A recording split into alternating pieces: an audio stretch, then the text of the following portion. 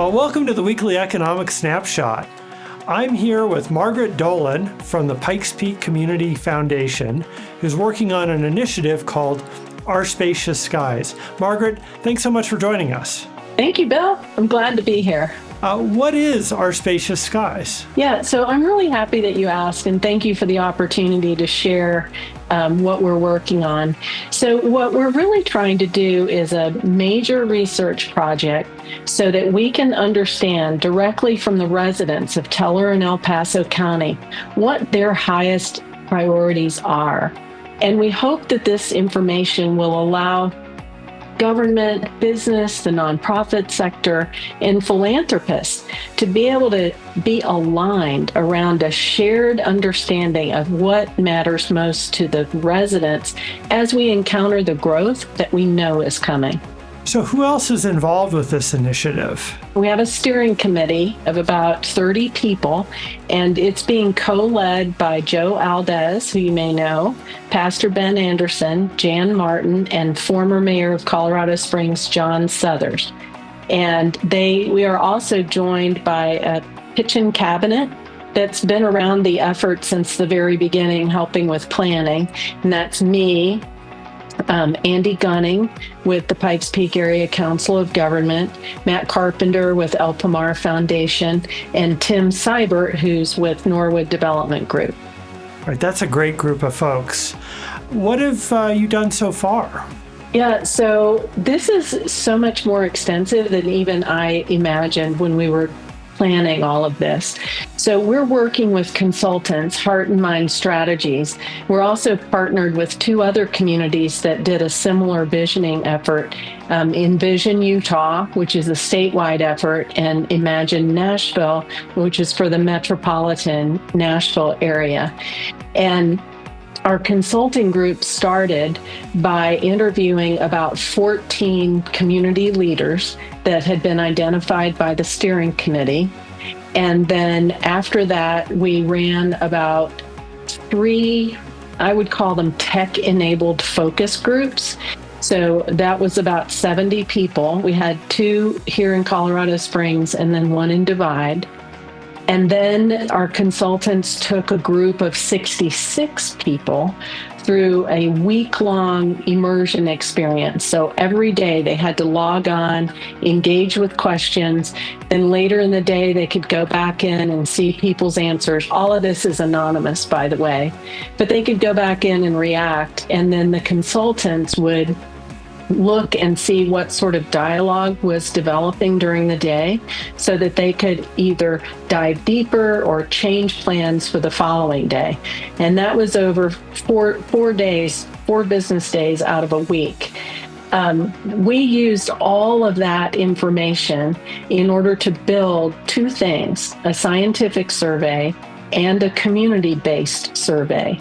And both of those surveys were launched mid-June. So, and that brings me to my next question. How can the community participate? Well, we are hoping to get thousands and thousands of people to participate. And so anyone you know or see, please have them go to telloss.org. So OurSpaciousSkies.org.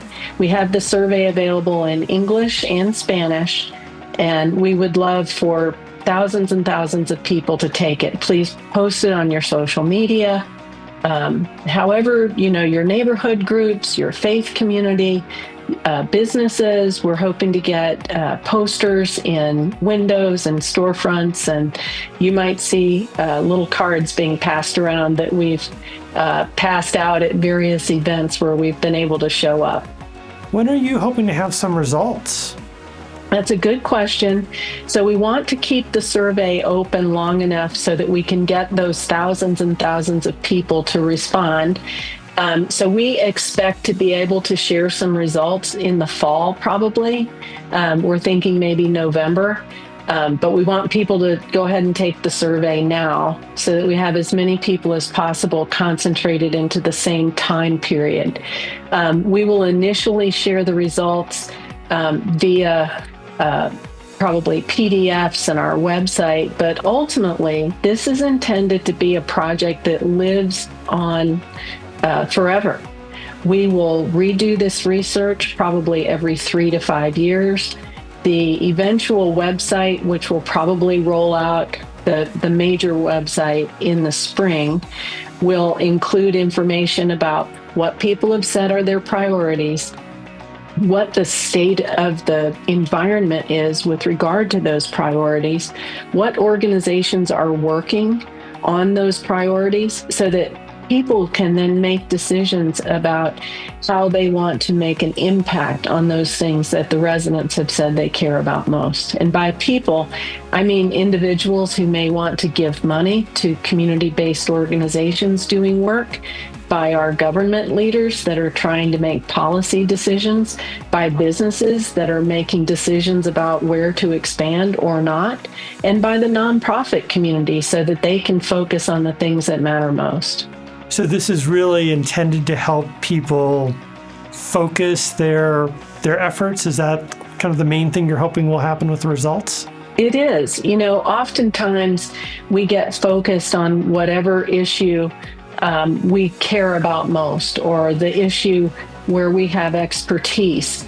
And so sometimes we neglect thinking about the interdependence of the issue that we care about on other things. And so, for example, obviously UCCS, very concerned about higher education, but that's also impacted by how our pre-K through 12 public schools are performing. It's also impacted by our workforce and overall economic prosperity, as you know. And so being able to have a feel for those top level macro level priorities of the residents will give all of us an opportunity to do our work better. Well, Margaret, that sounds great. I'm going to go take the survey, and I'll look forward to seeing the results when they come out. Margaret, thanks so much for joining us. Thank you, Bill. Enjoyed being with you. And thank you all for watching. We'll see you next week.